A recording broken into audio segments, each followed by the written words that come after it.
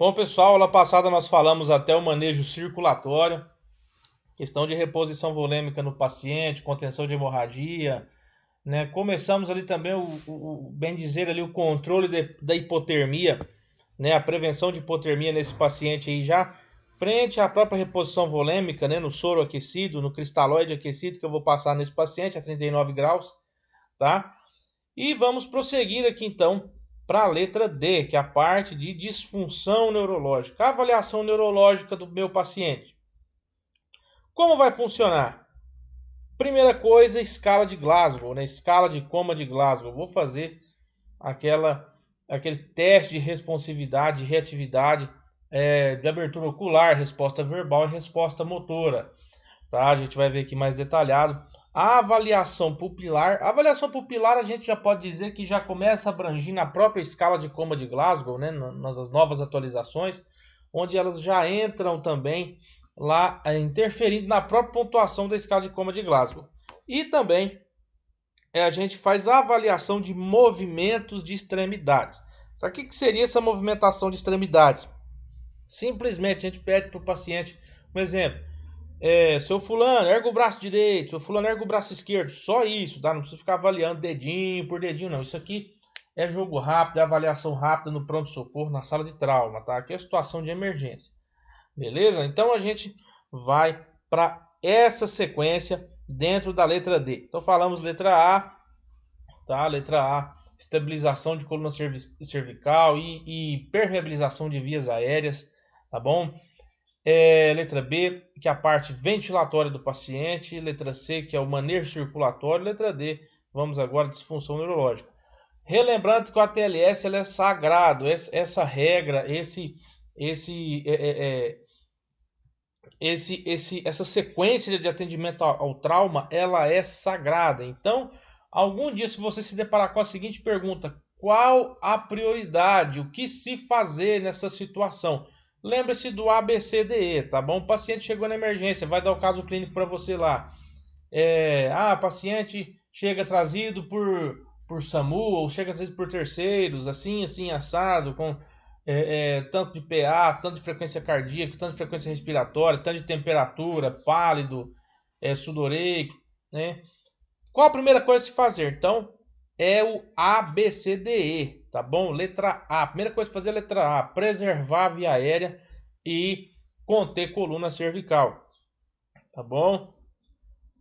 Mesmo se o paciente estiver sangrando. O paciente está sangrando, a primeira coisa, via aérea, coluna cervical, tá bom? Isso é sagrado, a não ser que seja na rua. Quando te cita o atendimento extra-hospitalar, sim, o extra-hospitalar você faz a checagem de hemorragia insanguinante antes mesmo da letra A, que é a letra X. Beleza? Então vamos lá então para a nossa escala de coma de Glasgow.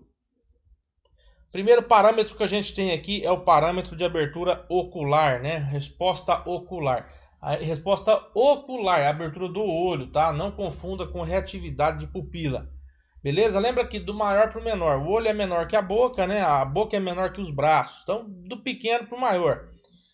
Quando eu tenho 4 pontos, né? Abertura ocular, a pontuação máxima é 4 pontos, eu tenho uma resposta espontânea. O paciente está com o olho aberto, tá? Ou quando o paciente ele abre o olho, ele tem abertura ocular ao estímulo sonoro, ao comando de voz, ao chamado, né? Ô, seu fulano, aí ele abre o olho. Ele tem 3 pontos. Ou ele não abre o olho nem por comando de voz, mas quando você faz um estímulo de pressão, o antigo estímulo doloroso, esse paciente ele abre o olho, né? Ele tende ali a manifestar uma abertura ocular por estímulo por pressão. Então ele recebe 2 pontos e 1 ponto é quando esse paciente não tem reatividade ocular, então não tem resposta ocular nenhuma.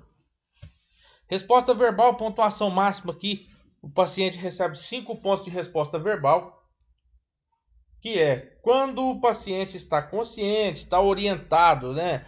O paciente está orientado, está conversando bem, sabe o que está acontecendo, o paciente recebe 5 pontos de resposta verbal. O paciente está meio confuso, ele não se recorda do que aconteceu, ele não lembra onde ele mora, ele não lembra, não sabe falar o nome dele direito, então o paciente recebe 4 pontos de resposta verbal. 3 pontos é quando esse paciente começa a verbalizar palavras soltas.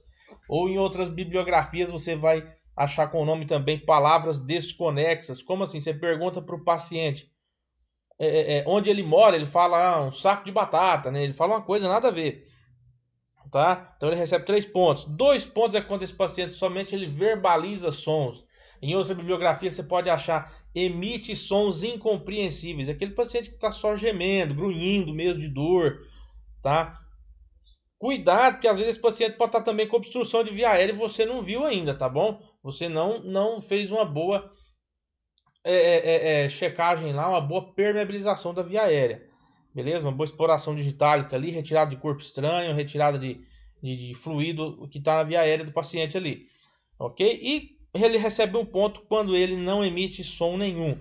Resposta motora, mesmo esquema, só que a pontuação que já é maior é 6 pontos. Então, quando tem os 6 pontos, o paciente é um paciente que obedece aos comandos, é um paciente que está responsível, né? 5 pontos é quando o paciente localiza o estímulo. Como assim? Você fez uma pressão no ombro do paciente, ele vai levar a mão lá no ombro, ele vai localizar o estímulo, ele vai localizar onde você apertou, tá bom? 4 pontos quando esse paciente faz uma flexão anormal. Você fez um estímulo de pressão ali, um exemplo. No ombro do paciente, ele vai fletir aquele membro, tá? Ele vai fazer uma flexão normal daquele membro. Já 3 pontos é quando ele faz uma flexão anormal. Como assim uma flexão anormal? Uma flexão mais brusca, mais retorcida, também chamado de movimento ou de postura de decorticação. E quando ele recebe 2 pontos é quando ele faz uma extensão anormal, quando ele retorce os membros superiores para trás mesmo, tá bom? Isso aí recebe o nome também de postura de descerebração, tá? E 1 ponto é quando o paciente não tem resposta nenhuma. Beleza. Vou somar quanto que deu cada um aqui na abertura ocular, na resposta verbal e na resposta motora e vou somar, tá bom? Vou somar. Então, se eu tiver uma soma de 13 até 15, é o indicativo de um trauma leve, tá? O paciente não tem aí complicações severas neurológicas. Se eu tenho uma pontuação que vai de 9 a 12, eu tenho um trauma moderado. Eu tenho que ficar de olho nesse paciente, e se esse paciente não vai rebaixar, como que tá a perspectiva desse paciente conseguir manter a proteção da própria via aérea, tá bom? Opa, eu já tenho uma pontuação igual ou menor a 8. Aqui eu tenho um paciente já com um trauma grave, lesão neurológica grave. O que acontece? O próprio Glasgow igual ou menor a 8 já é um indicativo para intubação orotraqueal. É todo paciente que eu vou chegar a intubar, já de cara? Não, lembra lá da exploração lá da letra B, tá bom? Vai depender. Tem um exemplo, um paciente que está dentro de um carro, né? Um paciente está dentro do veículo, vamos botar um caso clínico aqui, uma colisão frontal alto versus alto, o paciente está dentro do veículo, tá? O paciente está inconsciente, o bombeiro fala que vai demorar a retirada desse paciente ali, o paciente vai demorar para retirar. Eu vou entubar esse paciente de cara? Necessariamente não. Tá bom? Vou fazer uma boa exploração de via aérea, uma boa abordagem de via aérea, vou fazer a limpeza, vou fazer a boa permeabilização, vou oxigenar esse paciente. E aí, se eu não tenho resultado, tudo bem. Aí eu vou entubar esse paciente do veículo. Mas de cara não é intubação, não, tá bom? Primeiro a gente faz aquela boa limpeza, faz aquela aspiração com cânula rígida. E depois a gente intuba esse paciente se for necessário. Ok? Mas lembrando que o próprio trauma grave, igual ou menor a 8, já é um indicativo, é um fator para indicação de intubação orotraqueal, tá bom? Beleza, tive essa somatória. Aí eu vou checar a reatividade pupilar do paciente. Eu costumo falar assim, para cada pupila que está com problema, você diminui 1 ponto. Ou seja, se você tem 2 pupilas com problema, se você tem 2 pupilas não reagentes à luz, né? Você subtrai 2 pontos. Lembra que é menos 1 ponto por pupila que não está funcionando. Ou se a reatividade pupilar é unilateral, tá reagindo uma pupila só e tem uma pupila só com problema, então menos 1 ponto. Se a reatividade pupilar é unilateral, menos 1. Agora, se a reatividade pupilar é bilateral, os 2 olhos estão funcionando perfeitamente, igual eu costumo dizer, as 2 pupilas são fotorreagentes, não tenho de que subtrair nada, tá bom? Não perco ponto nenhum aqui, tá? E aí a gente faz essa avaliação neurológica, a gente faz depois para o paciente lá o teste de extremidades, né? Pede para o paciente levantar um braço, levantar,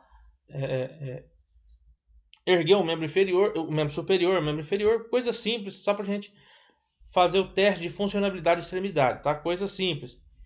E por último, a gente faz a letra E, que é a exposição e controle do ambiente.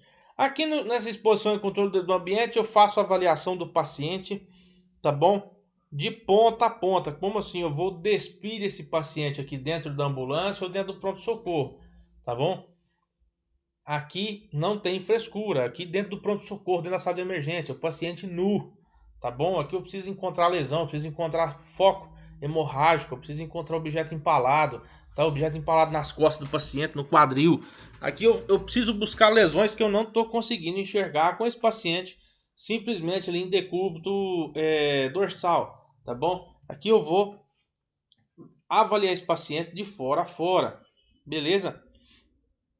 De princípio, no paciente vítima de trauma, esses traumas graves mesmo, é indicado tato retal no paciente, que você começa para você começar a pensar supostamente ali em trauma de abdômen também. Você vê rastro de sangue na luva, tá bom? Na paciente, na mulher, tato vaginal também, muito importante para você descartar lesões internas, tá bom? A passagem de sonda nasogástrica, até para descompressão de câmara gástrica. Quando eu não vou passar uma sonda nasogástrica no paciente? Quando o paciente tiver suspeita de fratura de base de crânio, tá? Isso aí já é uma contraindicação de passagem de sonda nasogástrica. Você vai passar uma sonda nasogástrica no paciente que tem uma falha no piso do crânio, na base do crânio, tá? Essa sonda pode parar lá dentro do cérebro do nosso paciente, beleza? Eu passo orogástrico, vai depender do paciente também, tá bom? Passo sonda, sonda de demora, sonda vesical de demora, tá? Para eu checar se há lesão renal, lesão de trato urinário, tá? Começo a observar aquela urina com aspecto sanguinolento, começo a observar hematúria, beleza? Então, esse paciente é o paciente que eu vou expor, o paciente que eu vou checar mesmo na letra E. E prevenir hipotermia, eu vou cobrir esse paciente e fazer o controle do ambiente, eu vou aquecer a sala de trauma, tá bom? Se a ambulância ela atrás do salão da ambulância, eu vou pedir para aquecer o salão. No atendimento do trauma não tem negócio de ar-condicionado, tá? Trabalhar no geladinho não. Esse paciente, quanto mais frio, pior o prognóstico, tá? Esse controle de hipotermia, o que a gente falou, já começa lá na letra C, quando a gente começa a fazer aquele soro, aquele cristalóide, aquele fluido aquecido a 39 graus, tá bom? Durante a avaliação primária, eu solicito para o meu paciente raio-x D. Vamos aqui, ó. Eu tenho que lembrar que o meu paciente está deitado, né? Ele está deitado no dorsal. Então, de cara, eu posso solicitar para ele um raio-x de tórax anteroposterior, né? Tórax AP, raio-x simples, e o raio-x de pelve, AP também. O paciente está deitado. Ah, mas eu preciso radiografar a coluna de cara? Olha, a coluna, a coluna cervical, raramente é o que vai matar seu paciente dentro do pronto-socorro. Tá? O que vai matar seu paciente dentro do pronto-socorro são hemorragias, são lesões mais graves. É um exemplo. É um tórax estável com contusão pulmonar. Tá? E isso pode matar seu paciente. Então eu vou radiografar onde está mais fácil, onde o paciente já está mesmo deitado ali, já está no ponto para radiografar. Beleza? Que é o tórax e a pelve. Meu, tá de boa, tá sobrando tempo, tá tranquilo, o paciente tá estável, eu posso radiografar a coluna também. Vamos lá para a coluna. Desde que não atrapalhe o andamento do ABCDE, tá? O que eu vou ter de de cara nesse meu paciente aqui é a utilização clássica de outros métodos diagnósticos também. É o próprio ultrassom, tá bom? O FAST, né? Hoje é o Point of Care na beira do leito mesmo. Também posso usar o lavado peritoneal diagnóstico, né? Isso vai depender do cirurgião de trauma, vai depender de cada unidade que está atendendo o paciente. Beleza? Mas a princípio, o básico mesmo da letra E é isso daqui, é o controle de hipotermia, controle de ambiente e exposição do nosso paciente. Beleza, pessoal? Então, com isso, a gente fecha a parte de atendimento inicial ao politraumatizado.